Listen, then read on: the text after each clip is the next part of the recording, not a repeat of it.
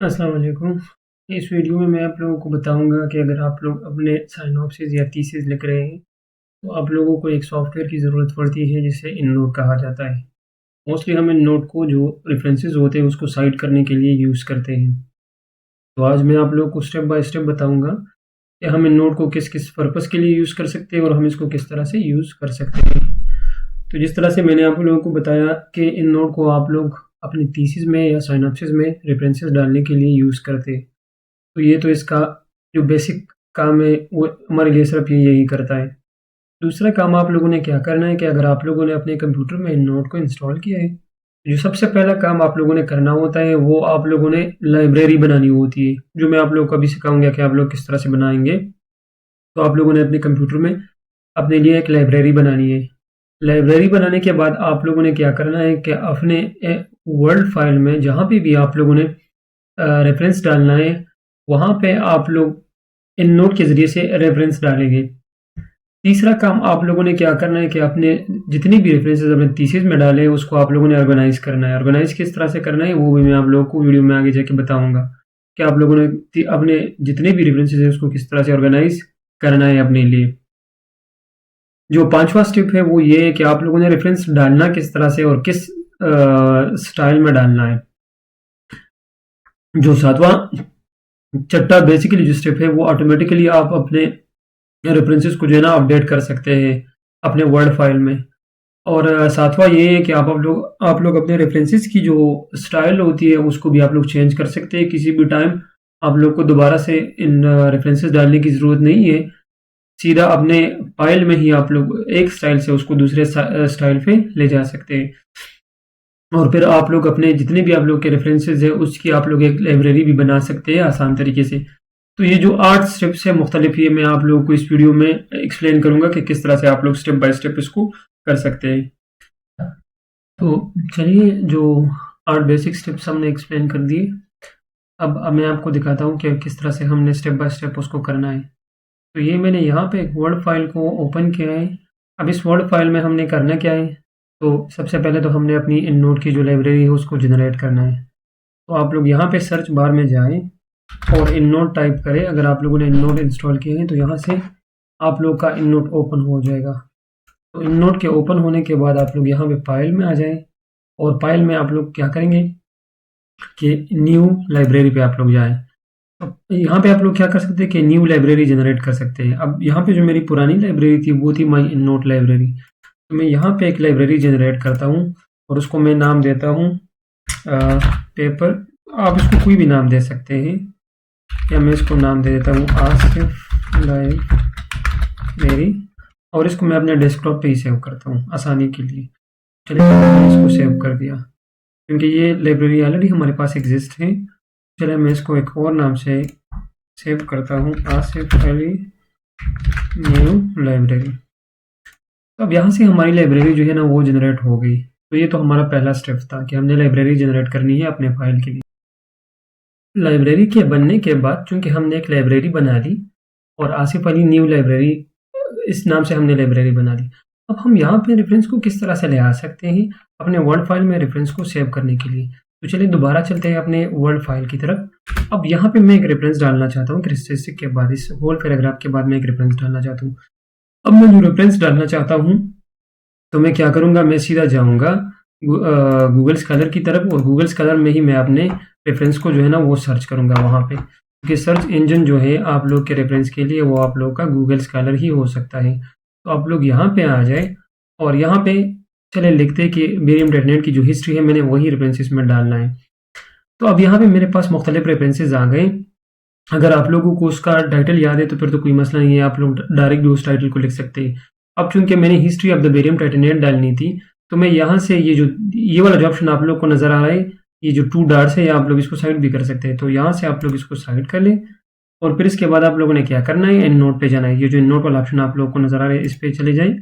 तो ये रेफरेंस जो है ये यहाँ पे अब डाउनलोड हो गया और सीधा जो हमने लाइब्रेरी बनाई थी ये उस लाइब्रेरी में ऐड हो गया। तो आप लोग को क्या करेंगे, आसान तरीका ये है कि आप लोग इस रेफरेंस पे क्लिक करें और दोबारा अपने वर्ड फाइल में जाएं और यहाँ पे आने के बाद आप लोगों ने क्या करना है, Alt और 2 उसको एक साथ प्रेस करना है। तो ये देखिए हमारा एक रेफरेंस यहाँ पे ऑलरेडी आ गया जो हमने इस वर्ड फाइल में जो हमने साइड कर लिया। अब आप लोग नीचे आए और रेफरेंसेस के सेक्शन में देखें तो ये एक रेफरेंस इधर आ गया। अब हमने मजीद इसमें क्या करना है, मजीद हमने ये करना है कि मैंने इस पैराग्राफ के बाद दोबारा एक दूसरा रेफरेंस डालना होगा। तो करना क्या है, दोबारा आप लोग वर्ड फाइल पे आ जाएं और चलिए ये वाला जो है इसको मैं एज ए सेकंड रेफरेंस डालता हूँ। तो दोबारा वही तरीका करें, इन नोट पे जाएं, पे क्लिक करें, इन नोट पे जाएं और ये रेफरेंस डाउनलोड हो गया। दोबारा ये आप लोग की लाइब्रेरी में आ गया। अब यहाँ पे क्लिक करें, दोबारा अपने वर्ड फाइल में जाएं और यहाँ पे आने के बाद आप लोग क्या करेंगे, Alt+2 को क्लिक करेंगे तो ये आप लोग का इन नोट में एक दूसरा रेफरेंस जो है ना वो ऐड हो गया। अब हमने इसी जगह पे एक तीसरा रेफरेंस भी डालना है इसी पोजीशन पे। तो आप लोग क्या करेंगे, दोबारा ये साइड क्लिक करेंगे, ठीक है। साइड के क्लिक करने के बाद इन नोट पे क्लिक करें। इन नोट में आप लोग का रेफरेंस डाउनलोड हो गया। तो डाउनलोड होने के बाद उस पर क्लिक करें सिर्फ एक दफ़ा और अपने वर्ड फाइल में आ जाए।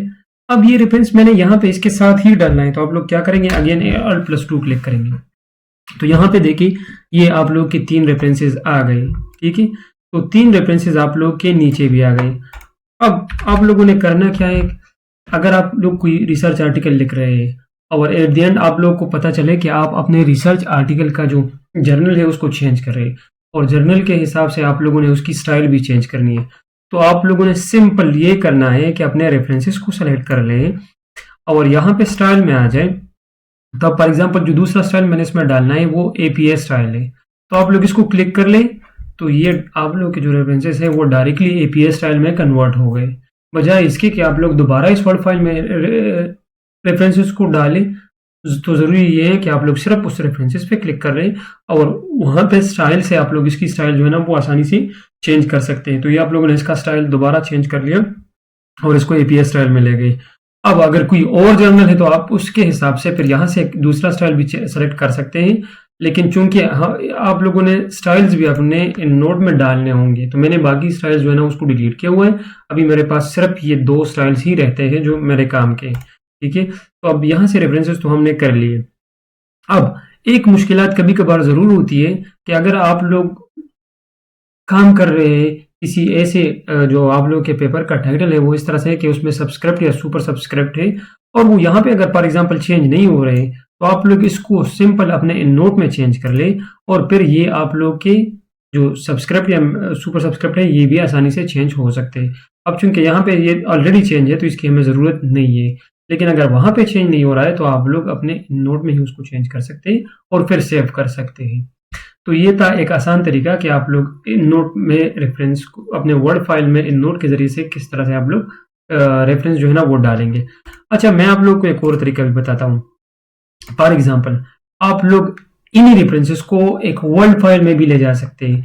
वो किस तरह से, आप लोग यहाँ पे आ जाए, एक्सपोर्ट टू इन नोट के बजाय आप एक्सपोर्ट वर्ड साइटेशन करेंगे तो आप लोग क्या करेंगे कि अपने रेफरेंसेस को भी आप लोग एक वर्ड फाइल में ले जा सकते हैं। तो ये भी इस आप लोग के लिए आसानी होगी कि अगर आप लोग को ज़रूरत है तो आप लोग अपने जो रेफरेंसेस है उसको वर्ड फाइल में डाल सकते हैं या जो ट्रेवलिंग लाइब्रेरी है उसी में से डाल सकते हैं, किसी दूसरी लाइब्रेरी में भी आप लोग इसको डाल सकते हैं। तो ये 2-3 तरीके थे कि आप लोग रेफरेंस को यूज़ किस तरह से कर सकते हैं, आप लोग उसमें स्टाइल किस तरह से चेंज कर सकते हैं।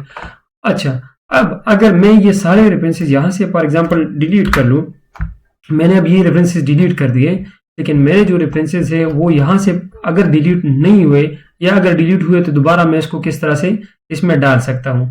दोबारा आप लोग इसको इस तरह से डाल सकते हैं, एक्सपोर्ट के आप लोग क्या करेंगे कि अपडेट साइटेशन पे जाएंगे, सही है। तो यहाँ पे देखेंगे हम कि हमारे रेफरेंसेस जो है वो अब आ रहे हैं कि नहीं आ रहे। अगर नहीं आ रहे तो मैं आप लोगों को फिर उसका तरीका भी बता देता कि आप लोगों ने फिर उसके हिसाब से क्या करना है। अब तो हमारे चूंकि ये 3 रेफरेंसेस ऑलरेडी यहाँ पे मौजूद है, वो डिलीट वगैरह नहीं हो रहे। अब एक काम आप लोगों ने जो और करना है, अब अगर ये आप लोगों की जो लाइब्रेरी में 3 रेफरेंसेस है उसको भी आप लोग क्या कर सकते हैं, उसको भी आप लोग सेव कर सकते हैं। उसको किस तरह से सेव कर सकते हैं, आप लोग यहाँ पे आएंगे दोबारा अपने फाइल में, ठीक है। और फाइल में आने के बाद आप लोग क्या करेंगे कि कंप्रेस इन नोट लाइब्रेरी, तो आप लोग अपनी लाइब्रेरी को जो है ना वो क्रिएट कर सकते हैं। यहाँ से नेक्स्ट पे जाएं और यहाँ पे फॉर एग्जांपल जो यहाँ पे मैंने ये इसको किया था, दोबारा आप लोग अपनी नोट लाइब्रेरी को डेस्कटॉप पे या व्हाटएवर जहाँ पे भी आप लोग सेव करना चाहते हैं वहाँ पे सेव कर सकते हैं। थैंक यू सो मच, जज़ाकल्लाह। अगर आप लोग का कोई भी क्वेश्चन हो तो आप लोग मुझे लिख दें, मैं आप लोगों को आंसर कर दूँगा इन नोट के हवाले से। Thank you so much.